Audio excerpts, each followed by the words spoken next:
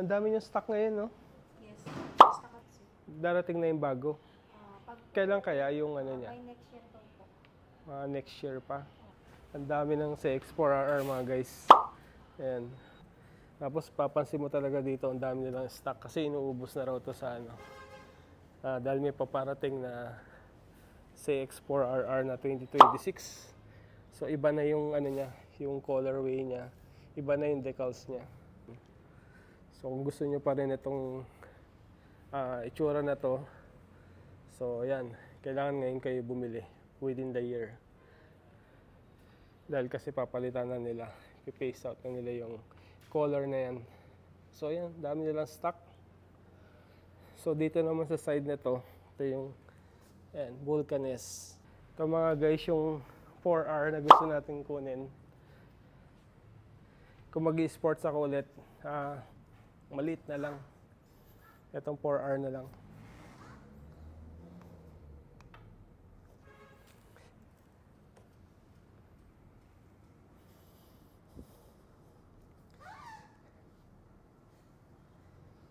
Ayan, parang gusto ko maliit na lang muna. Para mas madaling iwas-iwas. No? Papansin mo sa 4R, compare dun sa 6R, napakalambot ng ano, ng clutch. Hindi ka mangangawit. Ayan, no? Sobrang lambot. Tapos ito yung preno niya. Ayan. So ayan yung lapat ng pako. Mababa na tong 4R compare sa 6R. Ayan, no? Diba? Tapos hindi siya ganong lean forward. Sakto lang. Super sports na rin ang category nito. Yan, ito yung panel niya. Yan, high beam, low beam, left, right. Tapos hazard, busina. Yan, adjustable yung ano niya, yung clutch lever niya. Sobrang lambot. Diba? Ito yung ignition. Tapos TFT display.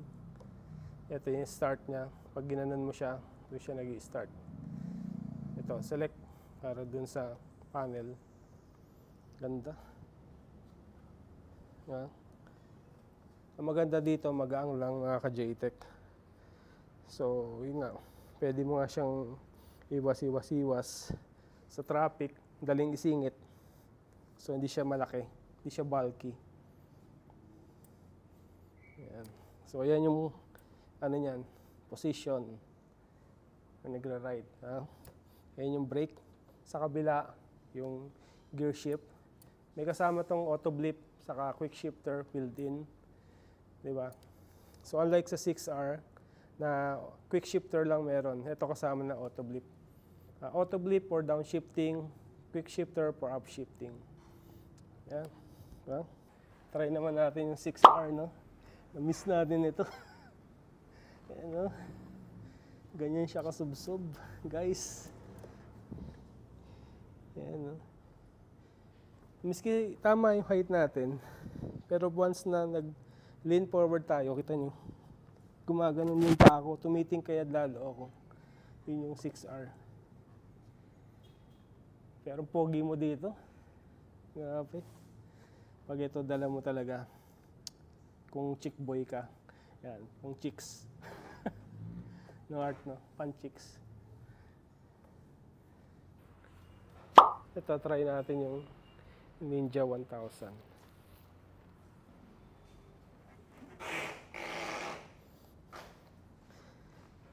Yan, 5'6". Yan ang lapat ng paa. Abot naman. Yan, tapos ito yung mga button niya.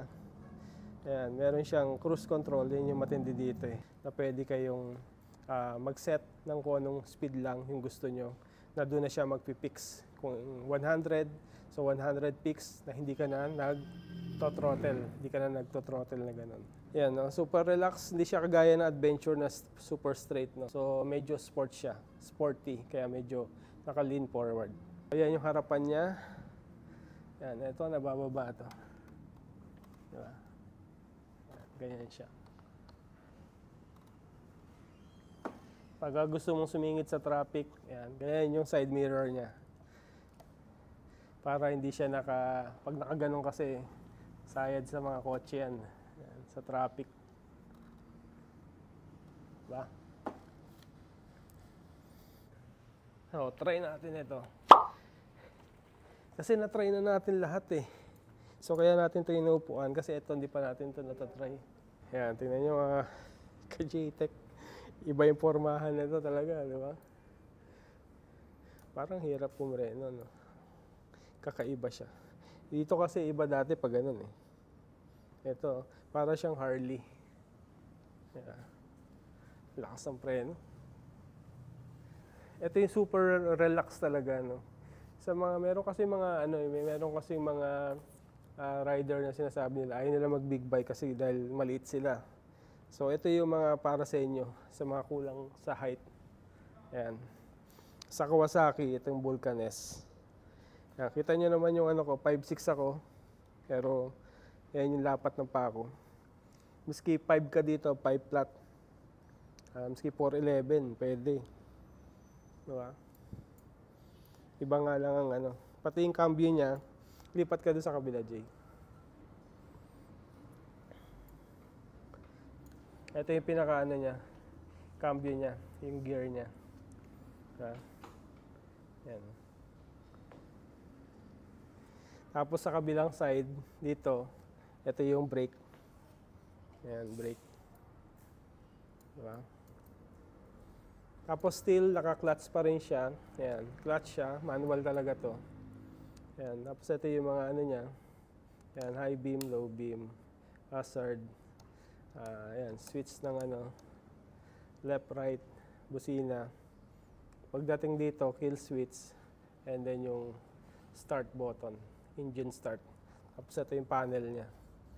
So, meron siyang konting digital dito, then odometer, yung parang yung ordinary, no?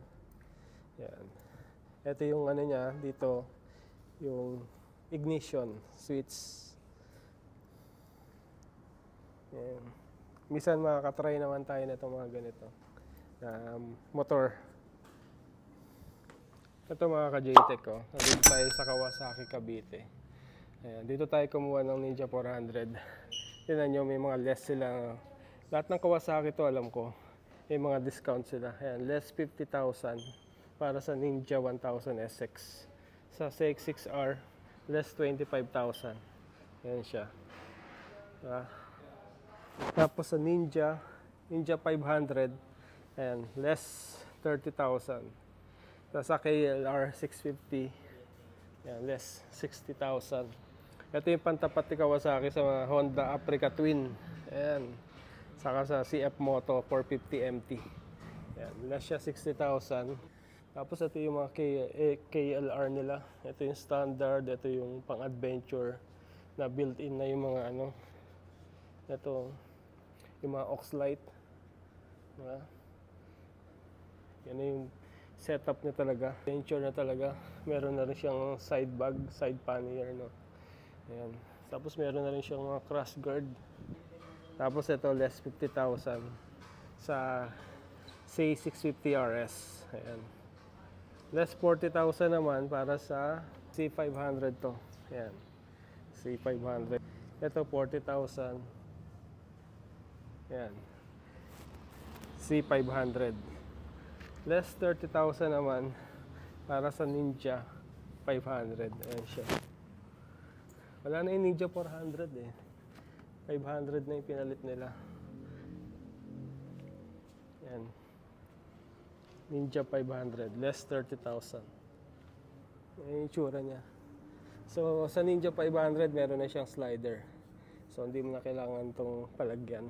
Ito yung C500. Ang dami nilang stock. Less 20,000. Yan. Ang dami dun. Hanggang dun, no? Ito yung gusto natin dating bilhin na Ninja 1000 SX. Ang less ng Ninja 1000. Yan. Less 50,000. So, meron na lang sila. Isa na lang. CX25R.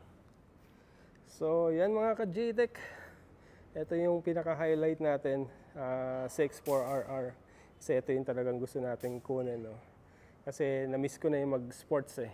So, kung mag-sports bike ako ulit, ayan, CX4RR. Ayoko na masyado ng malaki, masyadong lean forward. So ito, sports touring, sakto lang. Pati bigat niya, sakto lang. Seat height, sakto lang din. Diba? So lahat dito, sakto. Diba? Madaling pangsingit din sa mga traffic kasi since ano siya, magaang siya. Ayan. So ito na lang yung, ngayong taon nyo na lang ito makikita, itong color na to dahil sa 2026, bago na siya. Ayan, bagong color na siya. So kaya kung gusto nyong ito pa rin na mabili nyo, this year kayo kumuha o kaya pa-reserve kayo. Ayan, dahil ipe-phase out na nila itong ganitong color, so may bagong lalabas. Ayan, yung nakikita nyo sa screen nyo. Ayan, yan yung bagong CX-4RR na 2026 model na green. Ayan. Okay. Ayan. Ayan yung mga motor nila as of this vlog dito sa Kawasaki, Cavite. Okay. Kawasaki, Cavite. Update natin for today's vlog. Ayan, tara.